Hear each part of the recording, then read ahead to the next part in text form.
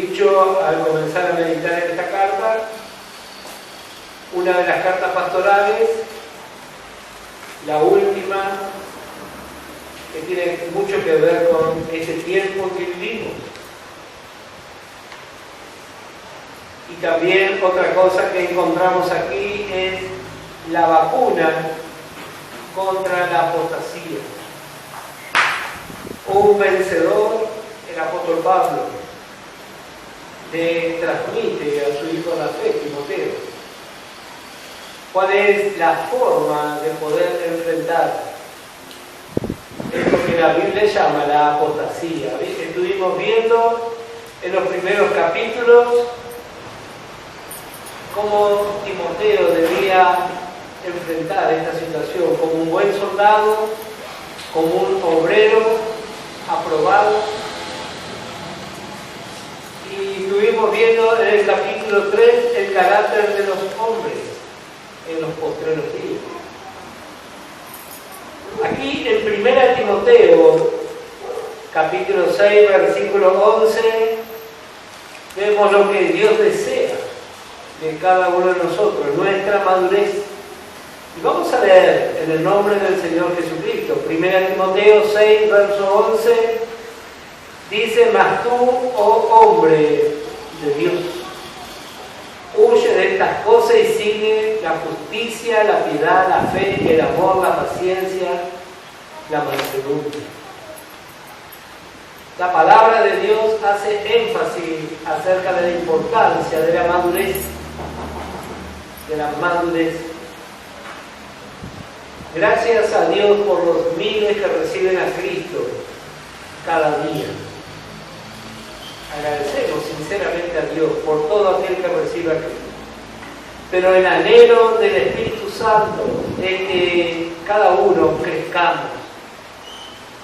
Como hemos dicho en otras ocasiones, ningún padre, ninguna madre va a estar tranquilo si ve que su hijo no crece, tanto físicamente como mentalmente. Es un verdadero peso en el corazón de los padres. ¿Cuánto más nuestro Padre Celestial anhela por nuestra madurez? Ahí dice la Escritura, un tiempo para cada cosa. Todos hemos vivido esa experiencia, recibir a Cristo y que otro nos lleve. Vivimos de la fe de otro. Pero comenzamos a madurar. Primeramente jóvenes y luego adultos. Aquí vemos como Pablo le llama a Timoteo: mas tú, oh hombre de Dios. Y eso es lo que nuestro Dios anhela por cada uno. Hombres y mujeres maduros. Y la madurez nos lleva a tomar responsabilidades. Nosotros tenemos responsabilidades. Primeramente en lo natural y también en lo espiritual. Esa es otra manifestación de la madurez. Tomar responsabilidades. A veces, como dije, vivimos de la fe de otro, de las decisiones de otro y de la economía de otro. Pero en la medida que maduramos, entonces sabemos que tenemos una responsabilidad para con la obra de Dios. Capítulo 4, verso 1, dice: te encarezco delante de Dios y del Señor Jesucristo, que juzgará a los vivos y a los muertos en su manifestación y en su reino. Que prediques la palabra, que instes a tiempo y fuera de tiempo, redarguye, reprende, exhorta con toda paciencia y doctrina. Esta verdadera comisión que el apóstol Pablo le va a transmitir a uno de sus sucesores y también a cada uno de nosotros. ¿Cuál es nuestra actividad en medio de la apostasía? Hay veces que si razonamos tenemos ganas nosotros también de dejar. Pero el Espíritu Santo nos impulsa así como pasó con Jeremías. Dice: intenté sufrir y no pude, porque había un fuego en mi corazón. Y Pablo le dice, le lleva delante de Dios. También es una interesante enseñanza para nosotros. En estos tiempos que vivimos, las iglesias se manejan con grupos de ancianos o gente que tiene una cierta jerarquía y delante de ellos se hacen las encomiendas. Pero aquí el apóstol Pablo le llevó delante de Dios mismo y del Señor Jesucristo. ¿Y para qué le llevó a ese lugar? Dice, para instarle a que predique la palabra, que instes a tiempo y fuera de tiempo, redarguye, reprende, exhorta con toda paciencia y doctrina. Porque vendrá tiempo cuando no sufrirán la sana doctrina, sino que teniendo comezón de oír, se amontonarán maestros conforme a sus propias concupiscencias. Nosotros podemos decir que ese tiempo ya llegó. Este es el tiempo de la apostasía. ¿Y cuál es la característica?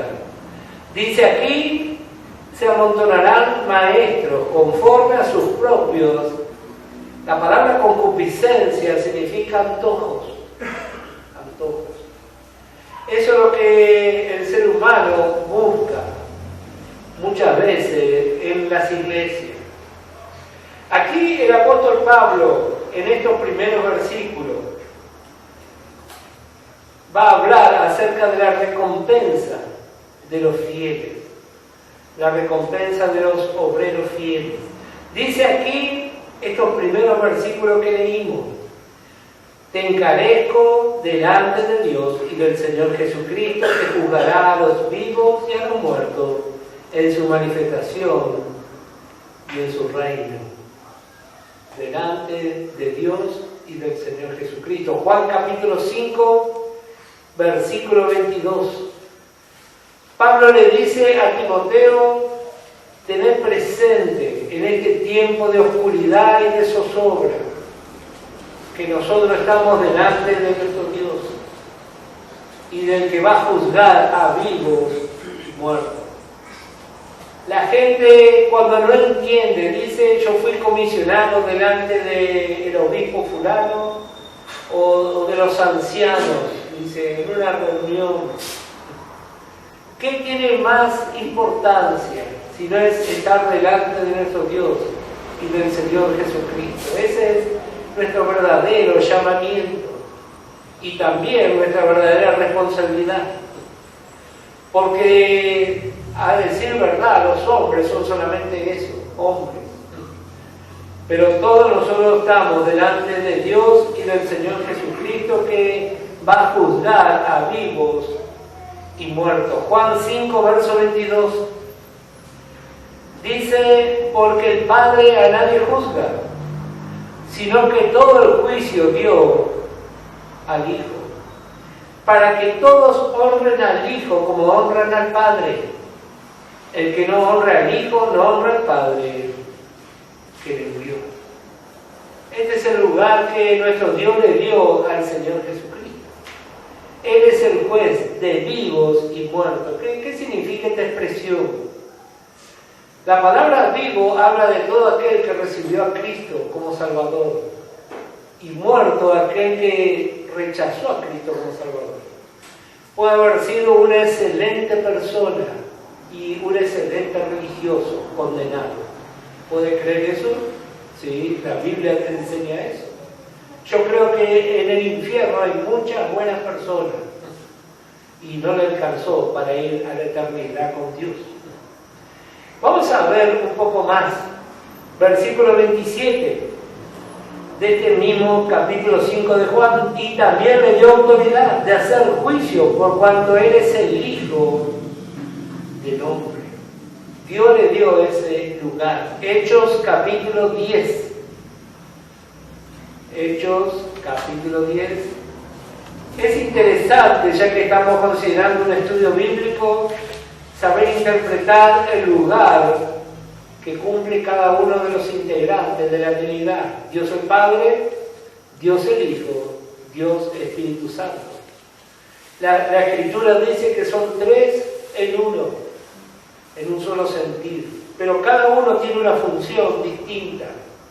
Hay una secta denominada solo Jesús, que dice que Jesús es el Padre y también el Espíritu Santo. Eso es un gran error. La palabra de Dios nos muestra la función de cada uno. Hechos capítulo 10, verso 42. Esta declaración dice el apóstol Pedro. 10:42 dice: y nos mandó que predicásemos al pueblo y testificásemos que Él es el que Dios ha puesto por juez de vivos y muertos. Nuestro Señor Jesucristo, Él es el juez. Hechos capítulo 17, versículo 30.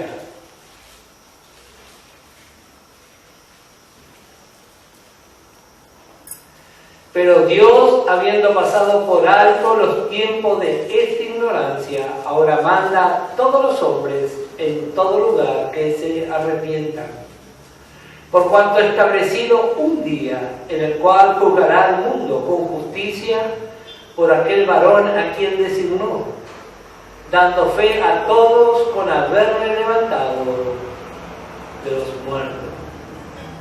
Pero cuando oyeron lo de la resurrección de los muertos, unos se burlaban y otros decían: ya te veremos acerca de esto otra vez. Este mensaje dio el apóstol Pablo. Él le presentó al Señor Jesucristo como el juez de vivos y muertos y fue rechazado. Cada uno de nosotros vamos a estar en uno de estos dos tribunales que enseña la Escritura. Ahora vamos a considerar. Para los que toman nota, Romanos capítulo 2, verso 16, dice el apóstol Pablo: el día que Dios juzgará a los hombres por medio del Evangelio, por medio de Jesucristo. Y en 2 Timoteo capítulo 4, ese sí vamos a leer, 2 Timoteo 4, el versículo 8, nos da una descripción de este juez. Dice 2 Timoteo 4, verso 8: por lo demás me está guardada la corona de justicia, la cual me dará el Señor, juez justo, en aquel día. Este es un atributo del Señor. Él es justo. Vivimos en un mundo lleno de injusticia y de corrupción, pero nuestro Señor no es así. La Biblia dice: Él es justo. Hoy usted puede ir a un tribunal y no sabe si va a ganar o perder, pero con el Señor no es así. Él realmente Él es justo. Muchas veces lo que nosotros decidimos o hacemos por el Señor no es valorado, pero Él sabe todas las cosas de mi vida y de su vida. 1 Corintios capítulo 3. Aquí vamos a ver lo que la Biblia llama el tribunal de Cristo. 1 Corintios 3.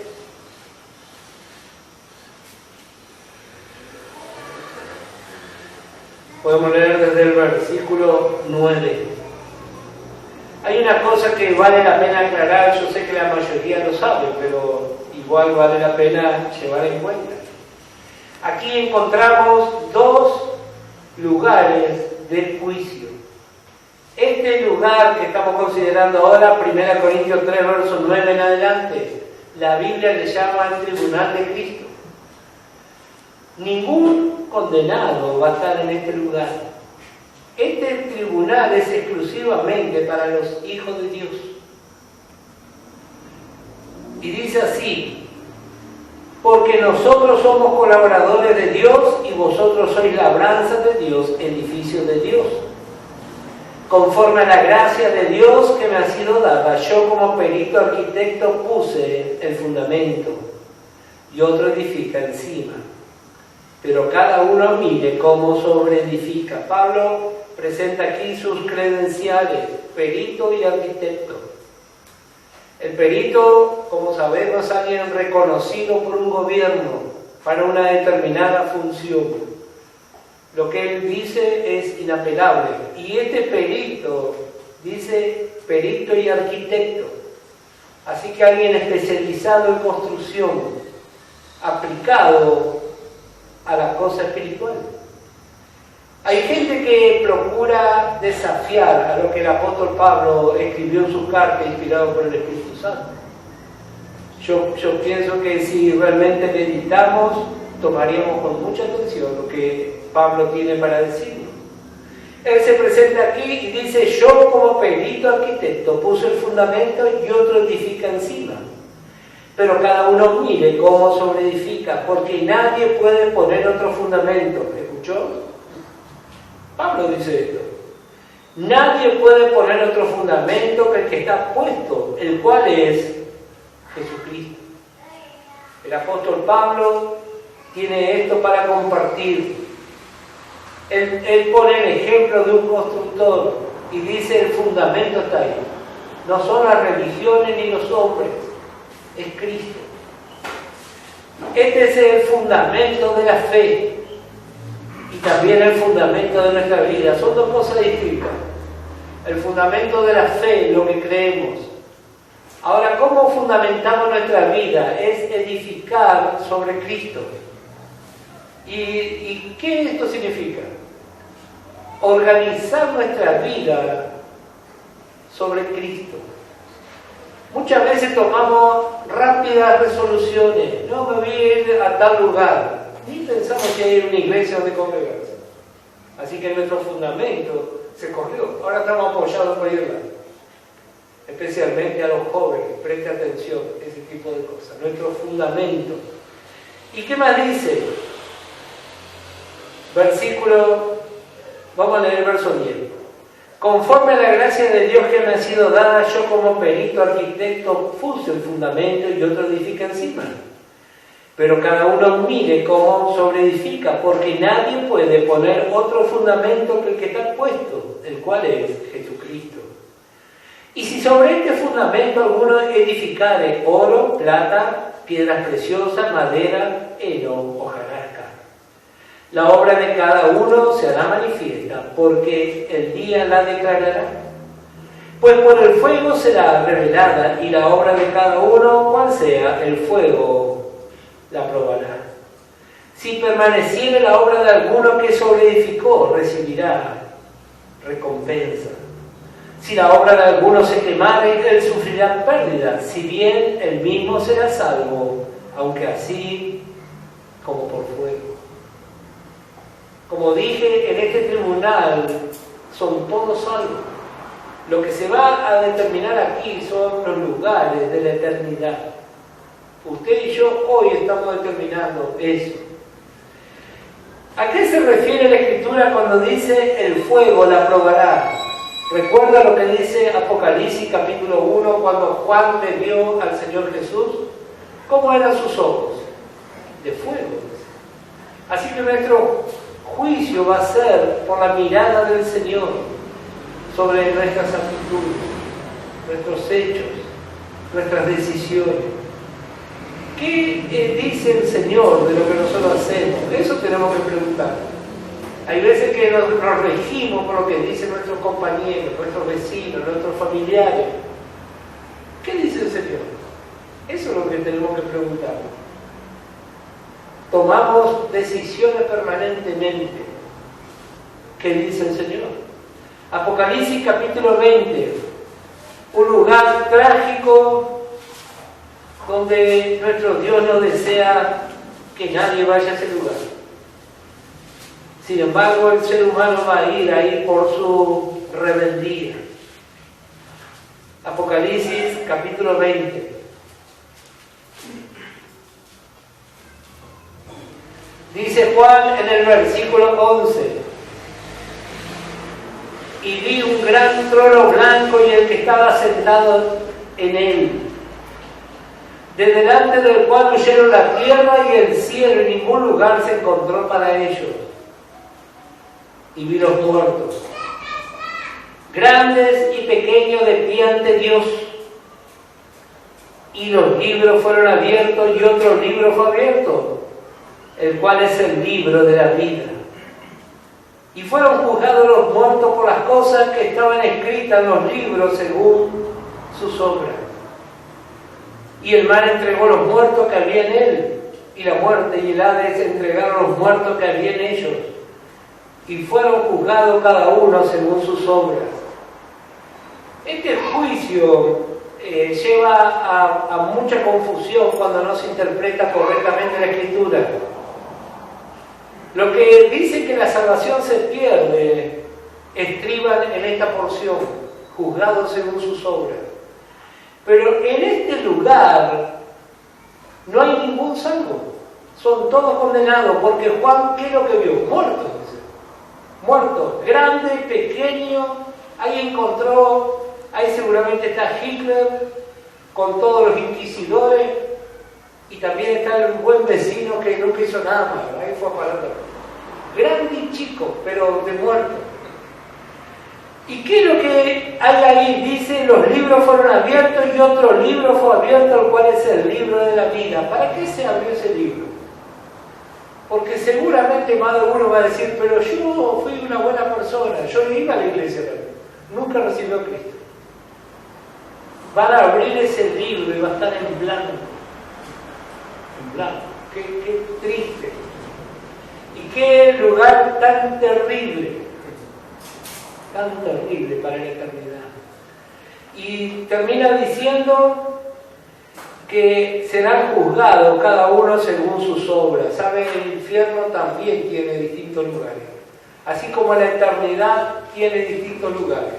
Un lugar para los vencedores, otro lugar para una multitud innumerable, Apocalipsis capítulo 5. El infierno también. No va a ser la misma condenación de un gran malvado perseguidor del pueblo de Dios que de alguno que simplemente por apatía fue a terminar ese lugar. Así que estos son los dos lugares que menciona la palabra de Dios. Vamos a volver a nuestra porción. Pablo le dice, delante de Dios y delante del juez de vivos y muertos, el Señor Jesucristo. El Espíritu Santo nos tiene que dar esta revelación. En lo natural, cuando hablamos de un juez, ya nuestra actitud le dice, fulano es juez, dice, quiero hablar con vos. ¿Y qué hay de nuestro Dios? Un día vamos a estar dando cuenta ahí. Y yo creo que los que estamos corriendo en nuestra carrera espiritual le estamos dando cuenta hoy. Muchos han dicho, ¿cuándo es juzgada la esposa? La Biblia dice que será arrebatada en un abrir y cerrar de ojos. Entonces quiere decir que ella fue juzgada. Dice Juan, le vi al Señor Jesús caminando entre los candeleros. Y el candelero habla de la iglesia. Hoy, la vida de los fieles está siendo juzgada. Su mirada de fuego, Él ve nuestra vida, nuestras intenciones. Por eso este es nuestro tiempo. Este es nuestro tiempo. Vamos a volver a nuestra porción, 2 Timoteo. ¿Qué le dice Pablo? Predica la palabra de Dios.